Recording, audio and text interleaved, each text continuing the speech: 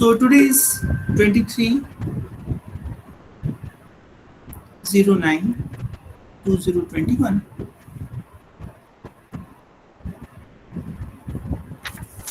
and we will do some lemmas which characterizes the properties of prime ideal and maximal ideal. So let us start lemma.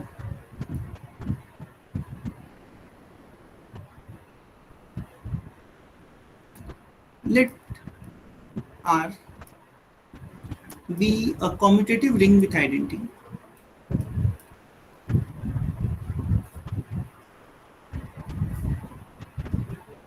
with identity and P be an ideal of R. Then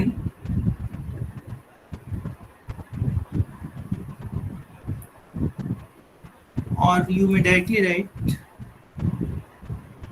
then R by P is integral domain if and only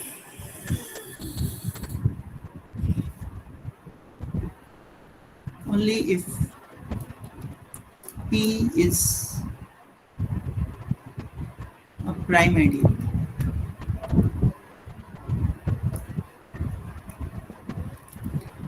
ठीक है, proof. इसका मतलब क्या हो गया, हमने एक prime ideal की एक अलग डेफिनेशन दे दी आपको। अगर P प्राइम आइडियल है तो R by P integral domain होगा, और अगर R by P integral domain है तो P एक प्राइम आइडियल होगा। कुछ बुक्स में प्राइम आइडियल इस तरह से भी डिफाइन करते हैं, an ideal P is called prime ideal if R by P is integral domain. ठीक है, तो ये एक इक्विवेलेंट डेफिनेशन है, या आप कह सकते हैं कैरेक्टराइजेशन ऑफ प्राइम आइडियल है। तो चलिए इसको प्रूफ करते हैं। सो सबसे पहले मान लेते हैं R by P integral domain है। Suppose R by P is integral domain। ठीक है, R by P integral domain है, तो हमको दिखाना है P एक प्राइम आइडियल होगा। प्राइम आइडियल की डिफिनीशन क्या कहती है कि अगर ए बी P में है तो या तो A P में हो या तो B P में हो। तो मान लेते हैं suppose prime ideal, suppose R by P is integral domain and for AB in R assume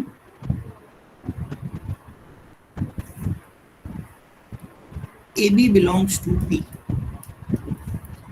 तो हम लोग इसको थोड़ा सा करेक्ट करके लिख सकते हैं, 1 second. We can break this line here।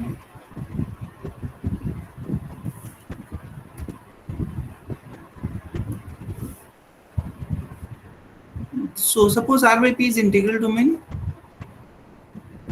For AB in R, assume that AB belongs to P।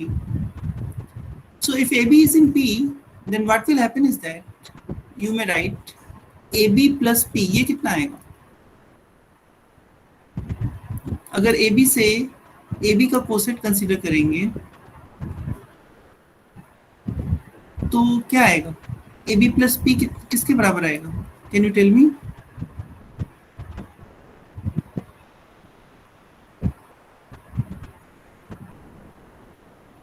P के बराबर आएगा। Yes, this will be equal to P। Now if this is equal to P,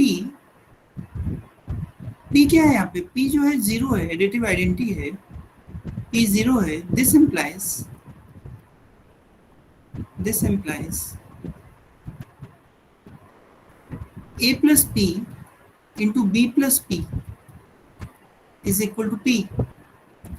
This implies, लेकिन देखो क्या है हमारे पास, R by P is integral domain, this is integral domain, so this implies A plus P is equal to P। और b plus P is equal to P. क्यों? क्योंकि p zero है, तो अगर दो एलिमेंट का प्रोडक्ट जीरो आ रहा है तो उनमें से कम एक को जीरो होना पड़ेगा। ठीक है, क्यों? क्योंकि r बाई पी का इंटीग्रल डोमेन है। तो अगर a प्लस पी के बराबर हुआ, इसका मतलब क्या हो गया? A B. Sir yes. P zero कैसे होगा सर? हाँ, देखो जीरो किसको बोलते हैं? एडिटिव आइडेंटिटी को बोलते हैं। और yes R sir. By P में एडिटिव आइडेंटिटी कौन है? आर बाई पी जो है, इसके अंदर जो एडिटिव आइडेंटिटी है वो पी है। क्वेश्चन रिंग हुआ ना ये, इसमें एडिटिव आइडेंटिटी पी है। Yes sir. क्लियर है ना ये? Yes sir. तो इसलिए पी इज जीरो। तो दो एलिमेंट का प्रोडक्ट अगर पी आ रहा है तो इसका मतलब, क्योंकि ये इंटीग्रल डोमेन है इसलिए दोनों में से एक को पी के बराबर होना पड़ेगा।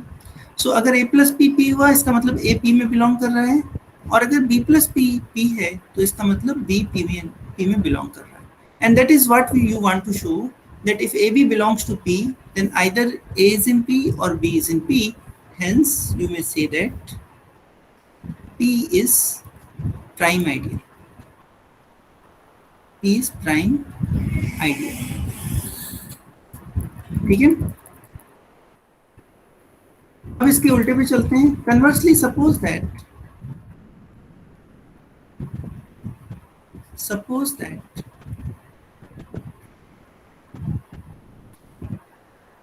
P is prime ideal.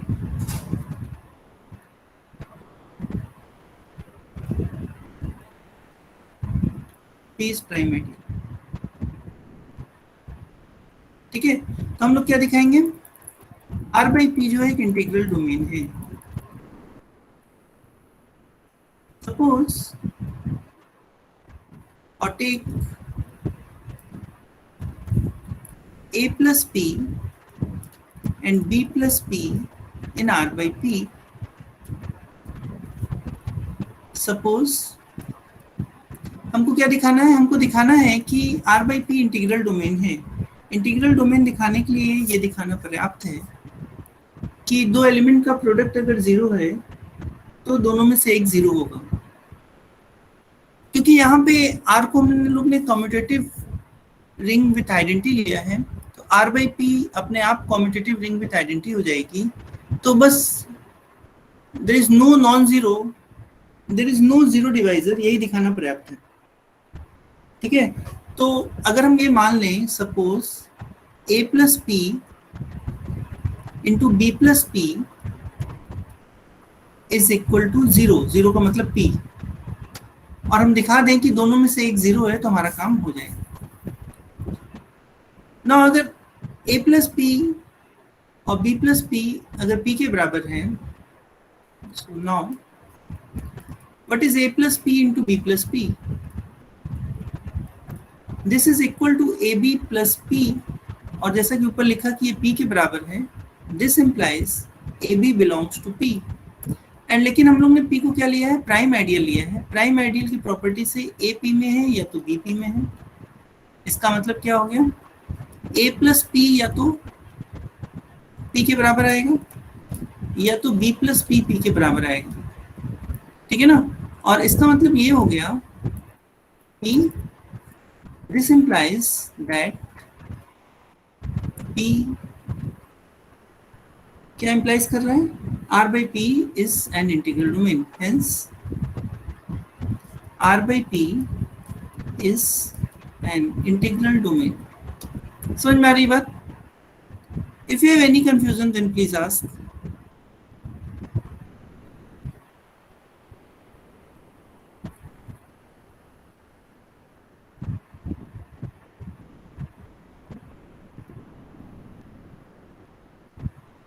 फिर से देखिए, हमने माना कि R by P integral domain है, तो हमने दिखाया कि P एक प्राइम आइडियल है। फिर हमने माना कि P एक प्राइम आइडियल है, तो R by P एक इंटीग्रल डोमेन होगा। So if and only if condition है, अगर कोई आइडियल प्राइम आइडियल है तो उससे क्वेश्चन करने पर इंटीग्रल डोमेन मिलता है। Is it okay? Should I proceed? Sir last step में A plus P is equal to P है ना? हाँ, तो उसके नीचे एक और स्टेटमेंट लिख सकते हैं A इज इक्वल टू 0। नहीं, ऐसा नहीं होता, क्योंकि ये कोसेट है और ये कोसेट है। पी कैंसिल ऐसे नहीं होगा। जैसे फॉर एग्जाम्पल सपोज करो रिंग हमारे पास जेड है, ठीक है, और रिंग जेड में हमने पी को ले लिया 2z। आपको पता है ये प्राइम आइडियल है। तो अगर आप 3 प्लस 2z करेंगे, सॉरी 3 प्लस 2z नहीं करके हम 4 प्लस 2z करेंगे, तो ये क्या आएगा, 2z आएगा। मतलब 4 plus P is equal to P आएगा। ये बात समझ में आ रही है? यस क्योंकि 4 जो है 2z के अंदर है, लेकिन इसका मतलब ये नहीं कि 4 0 हो गया। 4 इज नॉट इक्वल टू 0। इसलिए हम लोग ये नहीं कह सकते कि a 0 है। हम लोग इतना ही कह सकते हैं कि 4 बिलोंग्स टू p, यानी a बिलोंग्स टू p। इतना ही कह सकते हैं। 4 बिलोंग्स टू 2z, बस इतना ही यहाँ से कंक्लूजन निकल सकता है, 4 बिलोंग्स टू 2z। ठीक है, इज इट ओके? यस ठीक, चलिए एक और लेमा हम लोग करते हैं।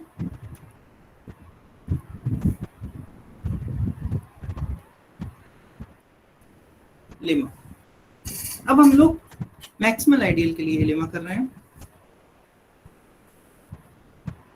फिर से मान लेते हैं let R be a commutative ring with identity. So let R be a commutative ring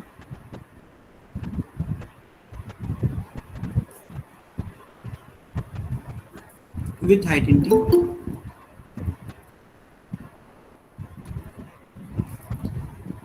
and I be an ideal of R. Then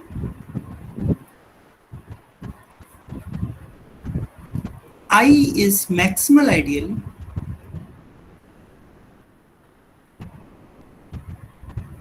of R if and only if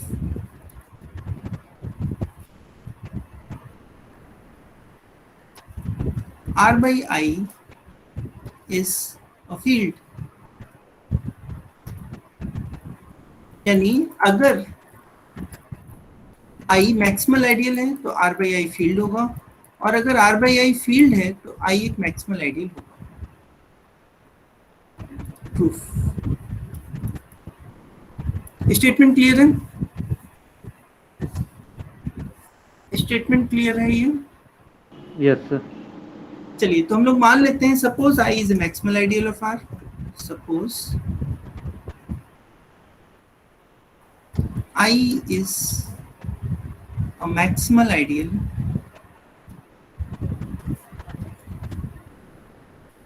of R। मान लीजिए कि I जो है R का एक maximal ideal है। तो since R is a commutative ring, हमने क्या लिया है, R को कॉम्यूटेटिव रिंग विथ आइडेंटिटी लिया है। Since R is commutative ring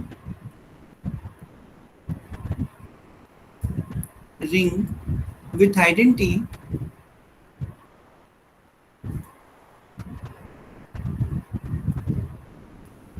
so identity का नाम दे देते हैं 1, आइडेंटिटी 1 लिख दिया। सो R by I is also a commutative ring this is a commutative ring with identity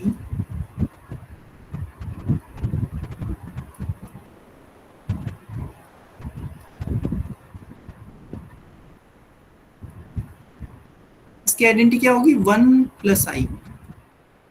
ठीक है, तो ये कॉम्यूटेटिव रिंग विथ आइडेंटिटी तो हो गई।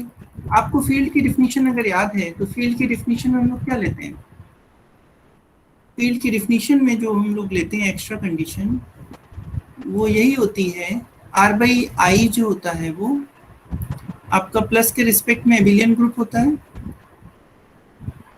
R बाई आई में से अगर हम स्टार कर दें यानी 0 को हटा दें तो ये जो सेट बनेगा डॉट के रिस्पेक्ट में कॉम्यूटेटिव ग्रुप हो जाना चाहिए, कॉम्यूटेटिव ग्रुप होना चाहिए। यही एक्स्ट्रा कंडीशन है यहाँ पे, कॉम्यूटेटिव ग्रुप होना। तो जैसे ही हम कह रहे हैं कि R by I commutative ring with identity है, तो R बाई आई कॉम्यूटेटिव तो हो ही गया। एसोसिएटिविटी पहले से ही होती है R बाई आई में, आइडेंटिटी यहाँ पे है ये 1 प्लस आई। तो ग्रुप बनने के लिए क्या चाहिए, इनवर्स चाहिए हर एलिमेंट का। तो हमको सिर्फ इतना ही दिखाना है कि R बाई आई में हर नॉन जीरो एलिमेंट का इनवर्स है।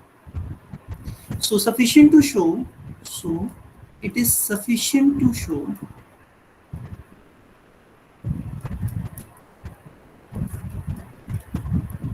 that each non-zero element of R by I has an inverse, inverse मतलब मल्टीप्लिकेटिव इनवर्स। ठीक है, बस इतना ही दिखाना है। सो चलिए एक नॉन जीरो एलिमेंट ले लेते हैं। So take A plus I in R by I star. R by star I star का मतलब कि ए प्लस आई जो है वो जीरो नहीं है, यानी ए प्लस आई के बराबर नहीं है, यानी ए आई में बिलोंग नहीं कर रहा। ठीक है, a plus I belongs to R by I star का मतलब है a does not belongs to I. इसको लिख सकते हैं, that is a does not belongs to I, यानी आई के बाहर का एक एलिमेंट हमने ए लिया और ए प्लस आई एक कोसेट बनाया। अब हमको क्या करना है, हमको इसका इनवर्स बनाना है, इसका एक इनवर्स ढूंढना है, बताना है कि इसका इनवर्स एग्जिस्ट करेगा। Consider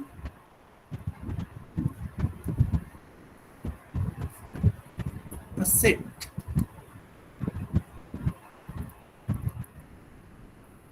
B is equal to AR plus I such that R belongs to R and I belongs to I। इस टाइप के एलिमेंट्स का एक सेट हमने बना लिया। ठीक है, कैसे एलिमेंट हैं, ए है, ए में रिंग के किसी एलिमेंट से मल्टीप्लाई कर दिया और उसके बाद आई का कोई एलिमेंट जोड़ दिया। इस फॉर्म के जितने एलिमेंट हैं वो बी के अंदर हैं। तो जैसा कि हम लोग ने लास्ट टर्म पे दिखाया था, हम लोग दिखाएंगे कि B is actually an ideal. My claim is that B is ideal containing I। B जो है I को कंटेन करने वाला एक आइडियल है। ठीक है ना, देखिए, फॉर एनी एलिमेंट आई में अगर हम कोई एलिमेंट ले लें, तो सपोज करिए for alpha in I, alpha को हम लोग कैसे लिख सकते हैं, alpha is equal to A into zero plus alpha. तो ये एलिमेंट कैसा हो गया, बी के एलिमेंट की जैसा हो गया, तो ये बिलोंग करेगा बी में। सो I is contained inside B.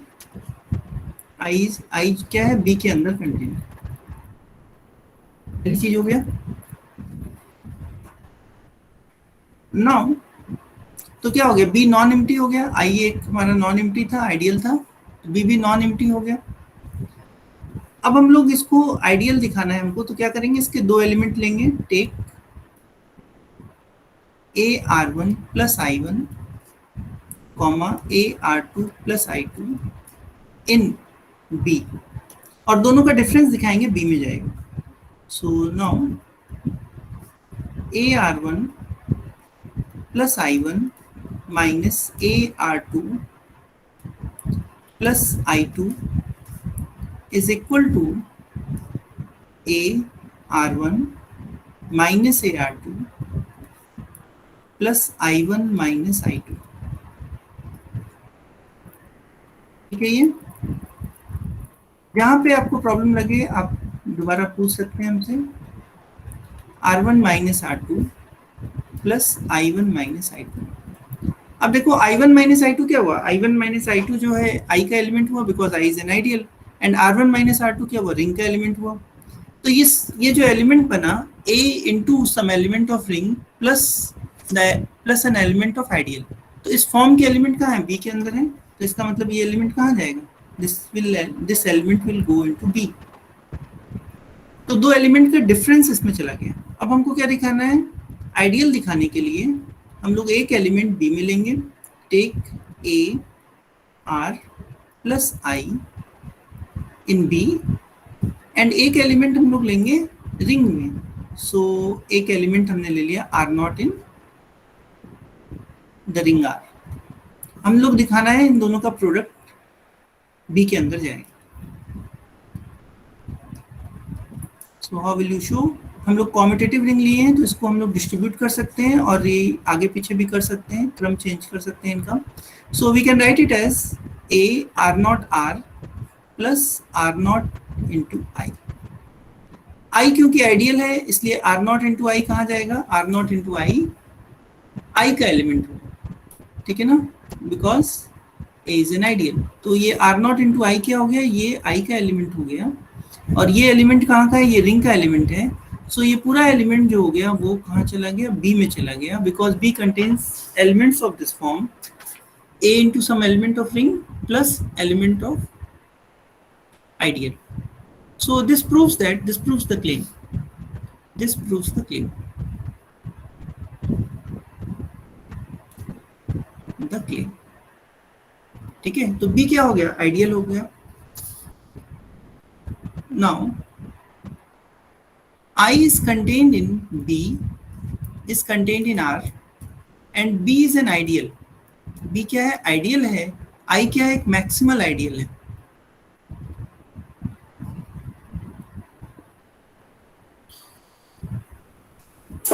है ना। सिंस अब एक एलिमेंट को देखो, A को देखो, A जो है वो B में तो जाएगा, क्यों, क्योंकि A को हम लोग लिख सकते हैं A into 1 plus 0, A belongs to B, but A does not belongs to I, so I is properly contained in B। क्योंकि ऐसा है इसलिए I क्या होगा, B के अंदर प्रॉपरली कंटेन्ड होगा। बट I कैसा है, I मैक्सिमल आइडियल है, तो अगर मैक्सिमल आइडियल किसी आइडियल के अंदर प्रॉपरली कंटेन्ड है तो वो आइडियल क्या होना चाहिए, R के बराबर होना चाहिए। thus B is equal to R। क्या ये स्टेप समझ में आ रहा है आपको? एक बार फिर से सर। No sir. अच्छा, B एक आइडियल हुआ, ये समझ में आया? आप लोग कहां तक, यस कहां तक समझ में आया ये बताइए। सर यहाँ तक, दिस प्रूव द क्लेम, यहाँ तक समझ में आया। ठीक है, चलिए हमने एक आइडियल लिया मैक्सिमल आइडियल I, और हमने एक दूसरा आइडियल B बनाया, और B एक ऐसा आइडियल है I उसके अंदर कंटेन्ड है, और सारे आइडियल क्या होंगे, R के अंदर कंटेन्ड होंगे। तो B एक आइडियल ऐसा है जो I और R के बीच में है। तो मैक्सिमल आइडियल की डेफिनेशन से B को या तो I के बराबर होना चाहिए या तो B को R के बराबर होना चाहिए, लेकिन B I के बराबर नहीं है, क्यों, क्योंकि एक एलिमेंट है A जो कि B में है, लेकिन A जो है वो I में नहीं है। देखिए हम लोग A को लिए थे शुरू में, I से बाहर लिए थे। A की जब डेफिनेशन हमने लिखी है तो हमने क्या लिखा है, A plus I belongs to R by I star, that is A does not belongs to I। A क्या है, I से बाहर। तो ये जो एलिमेंट A है वो I में नहीं है और B में है, इसका मतलब B I से बड़ा है। तो because it is a maximal ideal, so B has to be equal to R, so that's why I am writing B is equal to R। अब ये क्लियर है? Yes sir. अब देखो R के अंदर आइडेंटिटी एलिमेंट है 1 और B R के बराबर है, तो आइडेंटिटी एलिमेंट कहाँ जाएगा, B के अंदर जाएगा। नाउ 1 बिलोंग्स टू B,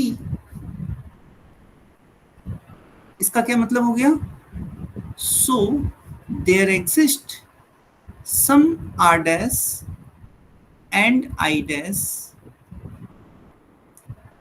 कहाँ आई में और आर डैश कहाँ आर में, सच दैट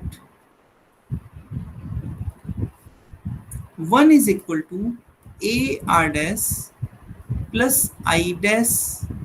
क्या ऐसा हम कह सकते हैं? क्यों कह रहे हैं ऐसा? क्योंकि B का हर element A into some element of ring plus element of ideal I है। तो अब 1 भी B के अंदर है तो 1 भी इसी फॉर्म का होगा। So 1 is equal to A R dash plus I dash for some R dash in capital R and I dash in capital I। Is it okay?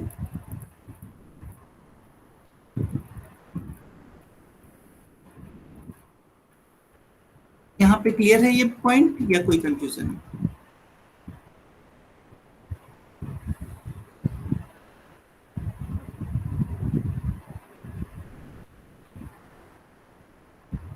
Yes, please tell me yes और no at least कि सही है या गड़बड़ है। देखिए आप लोग देखिए बी का एलिमेंट कैसा दिख रहा है। बी का जो एलिमेंट है वो ए आर प्लस आई टाइप का है। बी के जो भी एलिमेंट हैं a R plus I type के हैं और हमने कहा 1 बी के अंदर जाएगा, यानी 1 भी ए आर प्लस आई टाइप का होगा। तो 1 को लिखने के लिए कोई एक फिक्स आर चुन लिया हमने और एक फिक्स आई चुन लिया, तो हमने लिख दिया 1 is equal to A R dash plus I dash. Is it okay now?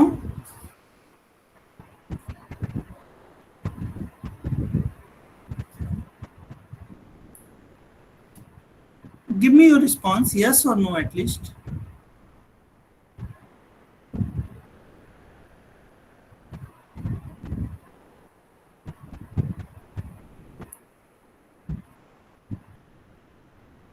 Okay, शायद नहीं समझ में आ रहा आपको। फिर से एक बार देखिए हम लोग क्या किए। आर एक कॉम्यूटेटिव रिंग विथ आइडेंटिटी है, I is an ideal of R है।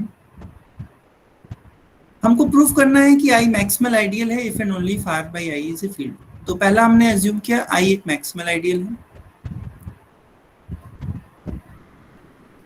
तो हमको सिर्फ आर बाई आई को फील्ड दिखाने के लिए इतना ही दिखाना पर्याप्त है कि हर नॉन जीरो एलिमेंट का एक इनवर्स मिलेगा। तो आर बाई आई का element A plus I type का है, नॉन जीरो होने का मतलब वो आई के बराबर नहीं हो, इसलिए हमने एक ऐसा एलिमेंट लिया ए प्लस आई सच दैट ए आई में नहीं है। तो अब ए क्या था? ए बाहर का एलिमेंट है, आई के बाहर है। तो ए हमने एक सेट बनाया B is equal to A R plus I type का, और ये सेट ऐसा सेट है जो आई को कंटेन कर रहा है और एक आइडियल है। और इस सेट के अंदर ए भी है और ए बी के ए आई के अंदर नहीं है। इसका मतलब ये जो सेट बी है वो थोड़ा सा बड़ा सेट है, आई से बड़ा सेट है और आइडियल है। लेकिन आई किसी आइडियल में प्रॉपरली कंटेन नहीं हो सकता क्योंकि आई क्या है? Maximal ideal. इसका मतलब ये जो सेट बी था वो पूरे पूरे रिंग आर के बराबर होगा। अब रिंग आर के अंदर आइडेंटिटी भी है तो 1 यानी जो आइडेंटिटी एलिमेंट है वो बी के अंदर भी होगा। तो 1 को हम लोग लिख सकते हैं a R dash plus I dash type का लिख सकते हैं। ठीक है, अब देखिए अगर 1 इसके बराबर है तो 1 का कोसेट क्या होगा? तो हम लोग 1 में आई ऐड करते हैं, a R dash plus I dash plus I, ये दोनों बराबर आएगा। इसका मतलब 1 plus I is equal to A R dash, क्योंकि ये आई डैश एलिमेंट आई का ही एलिमेंट है इसलिए आई डैश प्लस आई के बराबर आएगा। So you may write as a R dash plus I. But quotient में प्रोडक्ट की डेफिनेशन से हम लोग इसको लिख सकते हैं a plus I into R dash plus I. क्योंकि रिंग कॉम्यूटेटिव है इसको हम लोग ऐसे भी लिख सकते हैं R dash plus I and A plus I. What does it mean? This implies inverse of a plus I is r dash plus I। तो हमको क्या मिल गया, हर नॉन जीरो एलिमेंट का एक इनवर्स मिल गया। हमने एक non zero element a plus I लिया था, उसका इनवर्स हमको मिल गया r dash plus I. Hence r by I is a field। r by I क्या है, फील्ड है। ठीक है, जहां कंफ्यूजन हो वहां पूछिएगा। अब इसके कन्वर्स पार्ट पे आते हैं। Conversely suppose that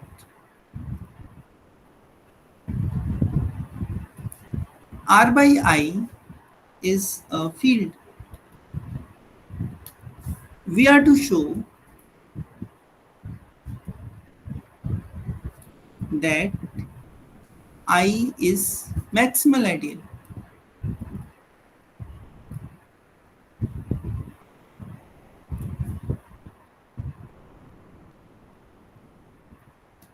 I is maximal ideal।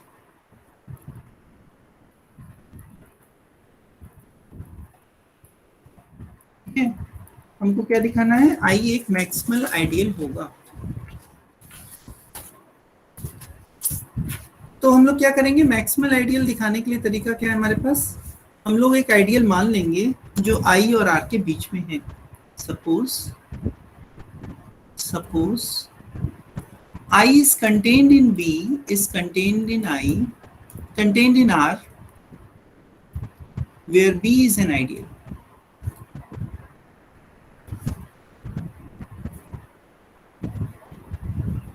Of R। हमको दिखाना है कि अगर B I के बराबर नहीं है तो B को R के बराबर होना पड़ेगा। ठीक है, अगर B I के बराबर नहीं है तो B को R के बराबर होना पड़ेगा। So further assume that B is not equal to I। अगर B I के बराबर नहीं है तो I से बड़ा होगा। So take an element B in B minus I। B में से I को हटा दें तब भी तो कोई एलिमेंट मिलेगा, तो वो एलिमेंट हमने लिया स्मॉल b। ठीक है, नाउ क्योंकि ये जो स्मॉल b है वो I में नहीं है, now b plus I is not equal to I, so it is a non-zero element। Since b plus I is a non-zero element,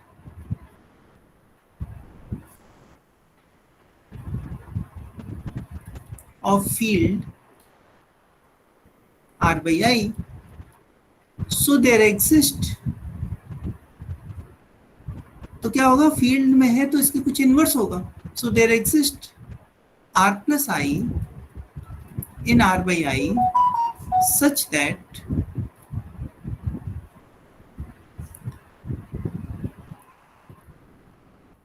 P plus I into R plus I is equal to 1 plus I। ठीक है, ये by definition of multiplication it can be written as BR plus I is equal to 1 plus I। Now this can be written as, इस BR को हम इस side ले जाएं तो क्या करेंगे, 1 minus BR plus I is equal to I, and this simply means that 1 minus BR belongs to I। But I क्या है, B के अंदर कंटेन्ड है और B क्या है, एक आइडियल है। तो 1 माइनस BR क्या हो गया, B में है, ठीक है ना, यानी क्या हो गया, 1 belongs to BR plus B। But B ideal है और स्मॉल b का एलिमेंट है, उसमें R से मल्टीप्लाई करेंगे तो B का ही एलिमेंट मिलेगा, तो इन दोनों का सम क्या आएगा, B ही आएगा। इसका मतलब हो गया 1 बिलोंग्स टू B। अगर 1 B के अंदर चला गया, B एक आइडियल है, तो देखो अगर 1 B के अंदर है तो इसका मतलब ये हो गया कि R into 1 belongs to B for all R in R. So this implies the whole ring is contained in B, and this simply means that B is equal to R. और B is equal to R होने का क्या मतलब हो गया? Hence I is maximal ideal.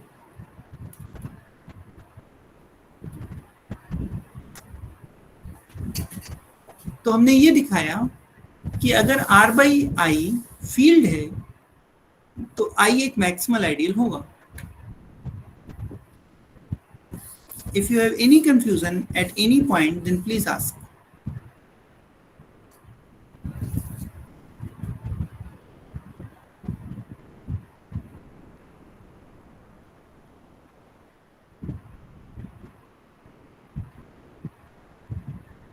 No confusion?